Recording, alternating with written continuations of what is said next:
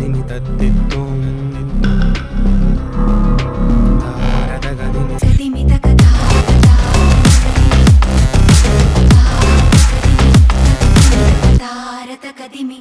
Guys, welcome back. போன வீடியோல world வாருக்கான காரணங்களை பார்த்தோம். இந்த வீடியோல அந்த வேர்ல்டு வாரின் மிச்ச தொடர்ச்சியை நாங்க பார்க்க போறோம். இது தி வேர்ல்டு வார் பார்ட் 2. வாங்க வீடியோவுக்குள்ள போகலாம்.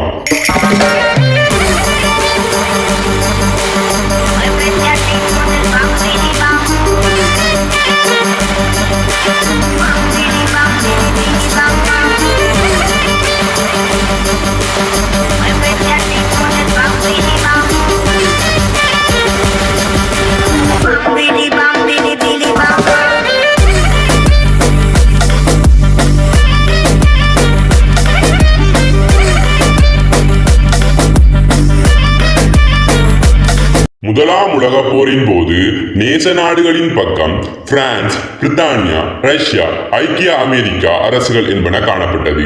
மேலும் மத்திய ஐரோப்பிய அணி நாடுகளின் பக்கம் ஜெர்மனி, ஆஸ்திரியா, இத்தாலி, துருக்கி, பல்கேரி, ஹங்கேரி போன்ற நாடுகள் காணப்பட்டன.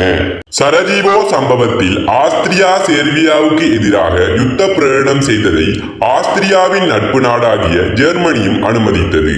அதன்படி ஆஸ்திரியாவும் அதேபோல் சேர்பியாவும் யுத்தம் புரிவதற்காக தமது நட்பு நாடுகளின் உதவியை பெறும் நிலை உருவாகியது. ஆஸ்திரியாவின் போர்பலத்தை கண்டு அச்சமடைந்த சேர்பியா ரஷ்யாவின் உதவியை கோரியது. ரஷ்யா அதற்கு உதவி அளிக்க ஆயத்தமாகியது. அச்சந்தர்ப்பத்தில் ஆஸ்திரியாவுக்கு சார்பாக செயற்பட்ட ஜெர்மனி சேர்பியாவுக்கு உதவி வழங்க வேண்டாம் என ரஷ்யாவிடம் கோரிக்கை வைத்த போதிலும் அது நடைபெறவில்லை. இதனால் ஆஸ்திரியாவின் சார்பு நாடு என்ற ரீதியில் ஜெர்மனியும் யுத்தத்தில் இறங்கியது. அதன் விளைவாக 1914 ஆகஸ்ட் 1 ஜெர்மனி ரஷ்யாவுக்கு எதிராக யுத்த பிரகடனம் செய்தது. இந்நிலையில் ரஷ்யாவுக்கும் பிரான்சுக்கும் இடையில் நட்புறவு நிலவியதால் ஜெர்மனி ரஷ்யாவை தாக்கும் போது பிரான்ஸ் ரஷ்யாவுக்கு உதவும் என எண்ணிய ஜெர்மனி சற்றும் சிந்திக்காமல் பிரான்சுக்கு எதிராக யுத்த பிரகடனம் செய்தது. ஜெர்மனி ஐக்கியமடைந்த காலம் தொட்டு ஜெர்மனிக்கும் பிரான்சுக்கும் இடையில் கடுமையாக பகைமை உணர்வு தொடர்ந்தன. இதனால் பிரான்ஸ் யுத்தத்தில் இறங்குவதற்கு முன்பாக அதனை தாக்குவதற்கு எண்ணிய ஜெர்மனி பெல்ஜியத்திற்குள் புகுந்து பெல்ஜியம் வழியாக பிரான்சை தாக்க ஆரம்பித்தது. ஜெர்மனியின் இந்த தான்றோன்றித்தனமான செயற்பாட்டினால் இங்கிலாந்தின் பாதுகாப்பிற்கும் பெரும் அச்சுறுத்தல் என்பதாலும் பிரித்தானியா, பிரான்ஸ் ஆகிய நாடுகளுக்கிடையே நட்புறவு நிலவியமையாலும் பிரித்தானியா ஜெர்மனிக்கு எதிராக யுத்த பிரகடனம் செய்தது. பிரான்சுக்கு உதவிக்கரம் நீட்டியது. பிரித்தானியா அந்த காலகட்டத்தில் உலகமெங்கும் குடியேற்ற நாடுகளுக்கு உரிமை கொண்டாடியதொரு நாளாகும். அதனால் பிரித்தானியா யுத்தத்தில் இறங்கியதோடு அதன் குடியேற்ற நாடுகளை நோக்கியும் யுத்தம் விரிவடைந்தது. இரு அணிகளுக்கிடையேயும் தரைவழி போரோடு கடற்போரும் ஏற்பட்டது. அதிநவீன போர் ஆயுதங்களை பயன்படுத்தி நீண்ட யுத்தம் ஏற்பட்டது. ஜெர்மனி தொடர்ந்து நீர்மூழ்கி தாக்குதல்களை நடத்தியது. அதனால் பிரித்தானியா துறைமுகத்திலிருந்து புறப்படும் 4 கப்பல்களில் 1 வீதம் ஜெர்மனியின் நீர்மூழ்கி தாக்குதலுக்கு இரையாகியது. இக்காலகட்டத்தில் வல்லரசாக திகழ்ந்த ஐக்கிய அமெரிக்கா ஆரம்பத்தில் நடுநிலை வகித்தது. ஆனால் அமெரிக்கர்கள் பயணம் செய்த லூசிடானியா என்னும் பயணிகள் கப்பல் ஒன்றை ஜெர்மனியின் நீர்மூழ்கி கப்பலின் மூலம் மூழ்கடிக்கப்பட்டமையால் ஐக்கிய அமெரிக்கா யுத்தத்தில் இறங்கியது. ஐக்கிய அமெரிக்கா நட்பு நாடுகளின் வல்லரசுகளுடன் இணைந்தமை ஜெர்மனியின் தோல்விக்கு மிக முக்கிய காரணியாக அமைந்தது. அந்நாட்டின் வசமிருந்த பெருந்தொகையான உணவு, கையிருப்பு 2 மில்லியனை கொண்ட காலாட்படை மற்றும் கடற்படை என்பவற்றோடு புத்தம் புதிய நவீன போராயுதங்கள் என்பன எதிரணிக்கு பெரும் நெருக்கடியை கொடுப்பதில் வெற்றி கண்டது. ஆரம்பத்தில் மத்திய ஐரோப்பிய வல்லரசு நாடுகளின் பக்கம் இருந்த இத்தாலி ரகசிய ஒப்பந்தம் ஒன்றின் மூலம் நட்பு நாடுகளின் பக்கம் இணைந்து கொண்டு ஜெர்மனிக்கு எதிராக போர் பிரகடனம் செய்தமை ஒரு முக்கிய நிகழ்வாகும். இத்தாலியின் இச்செயற்பாட்டால் ஜெர்மனி மற்றும் ஆஸ்திரியாவுக்கு இடையில் இருந்த போர் ரகசியங்கள் எதிரிகள் கைகளுக்கு சென்றமை ஜெர்மனிக்கு பேரிழப்பாக அமைந்தது. நேச நாடுகள் தொடர்ச்சியாக நடத்திய தாக்குதலின் காரணமாக ஜெர்மனியின் படைப்பலம் ஒடுங்கியது. போரிடும் சக்தி பலவீனமடைந்தது. நாட்டில் உணவு நெருக்கடி ஏற்பட்டதோடு அது இராணுவத்தின் மத்தியில் அமைதியின்மையை தோற்றுவித்தது. அதோடு மக்கள் கிளர்ச்சியும் ஏற்பட்டது. நாடு முழுவதும் கலவரங்கள் உச்சநிலை அடைந்தன.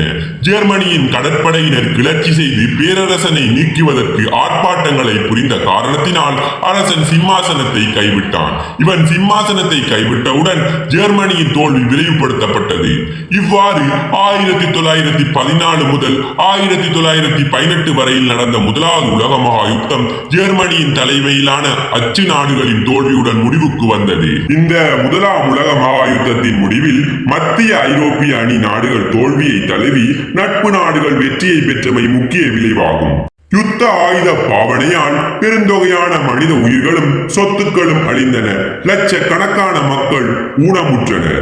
1919 நடாத்தப்பட்ட பாரிஸ் சமாதான பேச்சுவார்த்தைகளில் உலக சமாதானம் மற்றும் பாதுகாப்பை நிலைநிறுத்தும் மீண்டும் இத்தகைய யுத்தம் ஏற்படுவதை தவிர்ப்பதற்காகவும் சர்வதேச அமைப்பொன்றை அமைப்பதன் தேவை உணரப்பட்டது.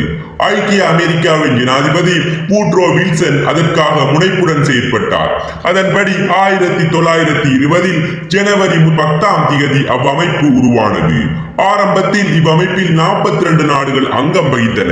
இந்த சர்வதேச சங்கம் உருவாக்கப்பட்டதற்கான முக்கிய காரணங்கள் என்று பார்த்தால், நாடுகளுக்கிடையே ஏற்படும் கருத்து வேறுபாடுகளை சமாதானமாக தீர்த்தல், எதிர்காலத்தில் உலக யுத்தம் ஒன்று ஏற்படுவதை தவிர்த்தல், சர்வதேச புரிந்துணர்வையும் ஒத்துழைப்பையும் கட்டியெழுப்புதல், சிறிய நாடுகளின் சுதந்திரம் சுயாதீனம் என்பவற்றை பாதுகாத்தல், மனிதகுல ஒற்றுமை மூலம் உலக சமாதானத்தை பாதுகாத்தல் போன்ற விடயங்களுக்காகவே இந்த சர்வதேச சங்கம் உருவாக்கப்பட்டுள்ளது.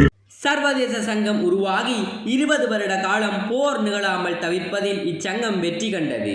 இச்சங்கம் உருவாக்கப்பட்ட ஆரம்ப காலத்தில் சிறிய நாடுகளும் பெரிய நாடுகளும் தமது பிரச்சனையை தீர்ப்பதில் சர்வதேச சங்கம் எடுக்கும் தீர்மானங்களுக்கு மதிப்பளித்தமே அதற்கு காரணமாகும். சர்வதேச சங்கத்தின் முயற்சிகள் வெற்றியளித்ததற்கு சில காரணங்கள் காணப்படுகின்றது.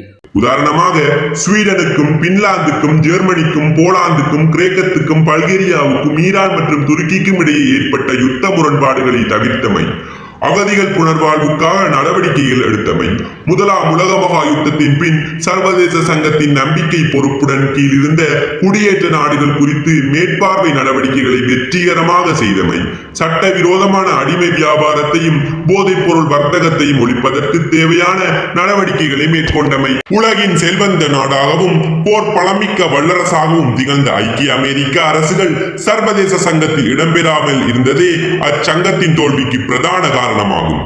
சர்வதேச சங்கம் அங்கத்துவ நாடுகளின் தேவைகளை கருதி உருவாக்கப்பட்ட அச்சங்கத்தின் சில கொள்கைகளை ஏற்றுக்கொள்ள அமெரிக்காவின் செனட் சபை விரும்பவில்லை. இதனால் வல்லரசான அமெரிக்கா சர்வதேச சங்கத்தில் அங்கத்துவம் பெறாமையால் அதன் கொள்கைகளை பாதுகாப்பதற்கான தேவை அங்கு இருக்கவில்லை. இது சங்கத்தின் தோல்விக்கு காரணமாக அமைந்தது. அதேபோல் உலகின் மற்றொரு வல்லரசாகிய ரஷ்யாவை சர்வதேச சங்கத்தில் இருந்து தூர ஒதுக்கி வைத்தமை அதன் பலவீனத்திற்கு காரணமாக அமைந்தது. சர்வதேச சங்கம் எடுக்கும் தீர்மானங்களை செயற்படுத்துவதற்காக அங்கத்துவ நாடுகளை நிர்பந்திப்பதில் சர்வதேச சங்கம் தோல்வியடைந்தது. சங்கத்தின் தீர்மானத்தை அங்கத்துவ நாடுகளை நிர்பந்திப்பது நிறைவேற்றிக் கொள்வதற்கு தேவையான சக்தி அதனிடம் இல்லாமையே இதற்கான பிரதான காரணம். இதற்காக பயன்படுத்தக்கூடிய இராணுவம் ஒன்று சங்கத்திடம் இல்லாமையும் ஏதோ ஒரு சமாதான படையை பயன்படுத்துவதற்கு தேவையான பொது இணக்கப்பாடு ஏற்படாமையுமே இதுக்கு முக்கிய குறைபாடாகும். சர்வதேச சங்கத்தில் அங்கத்துவம் வகித்த பலம் வாய்ந்த நாடுகளுக்கிடையே ஒற்றுமையின்மையும் சில காரணங்களினால் அவர்கள் பொது தேவைகளுக்கு முன்னுரிமை வழங்கி தமது நோக்கங்களை பின்தள்ளுவதற்கு விரும்பாமையும் சங்கம் முகம் கொடுத்த பெரும் சவாலாகும். இரண்டாம் உலக யுத்தத்திற்கு முன் ஜெர்மன் சர்வதேச சங்கத்தில் இருந்து விலகும் பொழுது சங்கத்தின் அங்கத்துவ நாடுகள் அதனை பெரிதும் பொருட்படுத்தவில்லை. ஜெர்மனியின் கம்யூனிச கொள்கையை நசக்கும் பொருட்டு ஏனைய மேற்குலக நாடுகள் மகிழ்ச்சி அடைந்தமையே இதற்கான காரணமாகும். உலக சமாதானம் மீறப்பட்ட சில சந்தர்ப்பங்களில் இந்நாடுகளுக்கு எதிராக நடவடிக்கை மேற்கொள்ள சங்கத்தால் முடியாமல் இருந்தது. உதாரணமாக, இத்தாலி அபிசீனியாவை தாக்கிய போது சங்கம் வந்து இத்தாலிக்கு எதிராக பொருளாதார தடை விதிக்கப்பட்டது. எனினும் அதனை சரியாக நடத்த சங்கம் முடியாமல் போனது. ஜப்பான் மஞ்சூரியாவை ஆக்கிரமித்த போது ஜப்பானுக்கு எதிராக எந்தவித நடவடிக்கையை மேற்கொள்ளாமல் இதற்கு சிறந்த உதாரணமாகும். இவ்வாறு சர்வதேச சங்கத்தின் தோல்வியின் விளைவாக மீண்டும் ஒரு முறை உலகம் யுத்தம் ஒன்று ஏற்பட்டது. அது இரண்டாம் உலக மகா யுத்தம் என அழைக்கப்பட்டது. இந்த உலகிலே இரத்தத்தால் எழுதப்பட்ட வரலாறு என்று சொன்னால் அது இரண்டாம் உலக மகா யுத்தமாகும்.